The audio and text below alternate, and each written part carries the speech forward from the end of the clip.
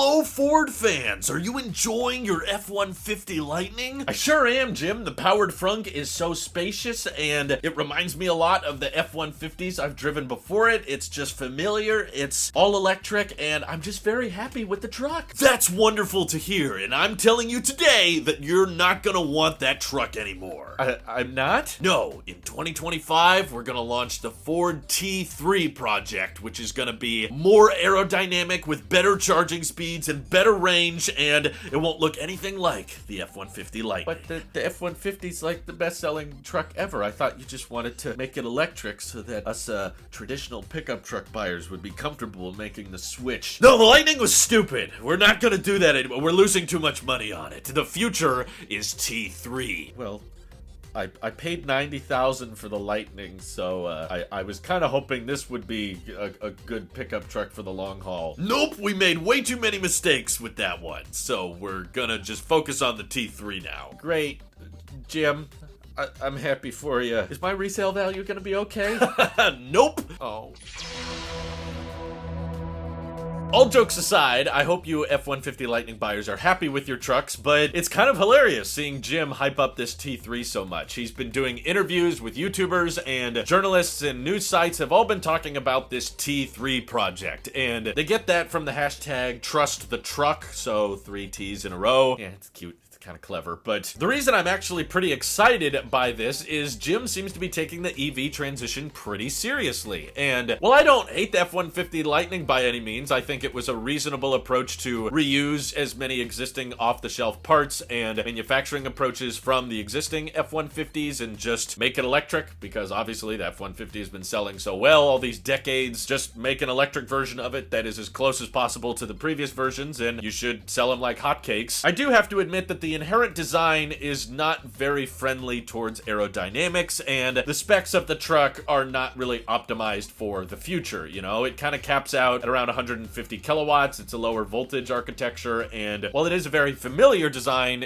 keeping that old style design language results in there not being as good as efficiency, and that means it's harder to hit higher range numbers without just stuffing an enormous battery pack in it like Ram is doing. So what Jim has told us so far about this T3 project, which again we're not going to get until 2025, is that they're prioritizing a 800 volt architecture and faster DC charging, so 350 kilowatts, which is kind of where a lot of the industry is heading, so it makes sense that Ford wants to catch up in that way. And what excites me is he said there's going to be a bigger emphasis on the T3 to achieve way better aerodynamics and even having active aero, which means like moving parts of the vehicle in order to achieve better aerodynamics, which means better efficiency, better range. And that gets me really excited because I feel like as a country and as a culture, we don't put enough emphasis into efficiency. Even with electric vehicles, especially ones like the Hummer, oh my god, they tend to just kind of ignore aerodynamics and just their focus to getting better range is stuff more batteries, put more batteries in it, and that results in the vehicles weighing a lot more, which wears out the tires faster and results in it taking longer to charge and costing more to charge, because even with an all-electric future, the vehicles that use less energy are going to cost less to own because they're going to cost less to operate. So I get the purpose of the F-150 Lightning, but at the same time, I can't help but get excited to see a legacy automaker that's been around for decades like Ford say that, hey, we want to actually get serious and get a bit more weird and get a bit more radical when it comes to pickup truck redesigns. And I personally think that, you know, the aerodynamic equation is not, you know, a mystery, obviously. A teardrop is the most aerodynamic shape, so if you want the most aerodynamic vehicle possible, you're basically going to have to design something that looks like an Aptera, but that's not a pickup truck. So if Ford is focused on trying to make the most aerodynamic pickup truck possible so that we get industry-leading efficiency with a much higher voltage architecture that allows for faster charging and everything, I think we're probably going to see a Ford that looks a lot like the Cybertruck, personally. I mean, I don't think they're necessarily going to copy the stainless steel exoskeleton, but really the only way to get better aero on top of the F-150, which is what Jim is hyping up, is to have a lower frontal slope and a more slanted bed cover line out the back. And I'm trying to figure out still how they're going to activate more moving parts to achieve better aero, like maybe when you drive at high speed, like the vault cover extends out the back a little bit to kind of enable a better or closer to more teardrop style shape. That's obviously going to cause a lot of problems if you're towing a trailer or something. Maybe it comes more forward on the front to achieve better aero, but basically the way they're hyping it up is it's not going to be like the F-150. And